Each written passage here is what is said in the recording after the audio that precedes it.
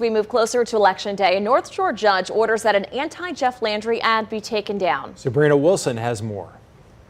Early voting for the October 14th election begins September 30th, and the race for governor is expected to intensify. Nothing has really changed in the race over the past 3 months. We see that Jeff Landry is still leading in every poll that we've seen.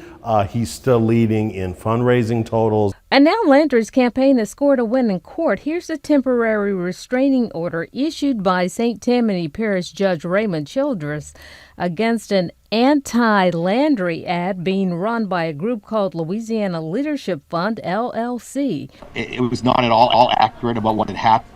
And the Jeff Landry campaign is very glad that the courts have taken action to take this false ad off the air. The ad claimed a wealthy donor found with child pornography had a personal connection with Landry, and that Landry waited a year before charging a donor alleged to possess child porn.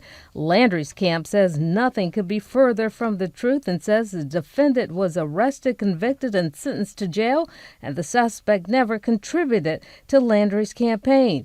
Brent Littlefield is a consultant for the Landry campaign. It painted a picture that Jeff Landry does not hold those that commit crimes against children accountable. That's just true. He spent his entire time as Attorney General taking on those people that would harm children, and has received arrests, and a lot of those folks have been convicted.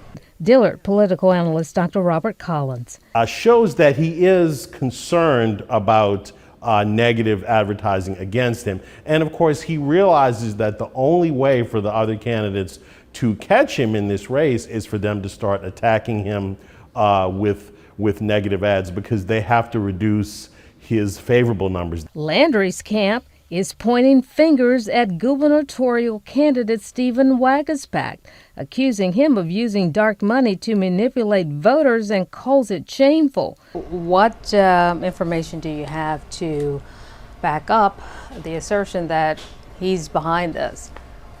Well, there was paperwork associated with this dark money group in the deployment of this advertising.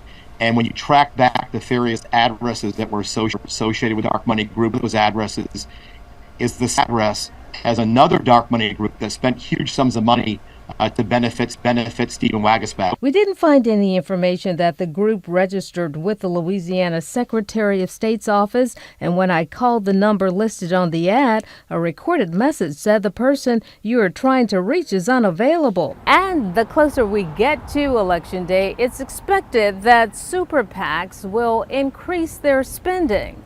So basically, the super PACs, provided they don't coordinate with the candidates, can basically raise as much money as they want and spend as much money as they want. So, and of course, most of the super PAC money, in some cases all of the super PAC money, comes from outside of the state. Besides Waguespack and Landry, other candidates in the race include State Treasurer John Schroeder, Senator Sharon Hewitt, State Representative Richard Nelson, former State Transportation Department Chief Sean Wilson, and Attorney Hunter Lundy. The current expectation is that it will be Jeff Landry leading and Sean Wilson in the runoff with him. Sean Wilson's position in the runoff seems to be secure simply because he is the only major Democrat in the race.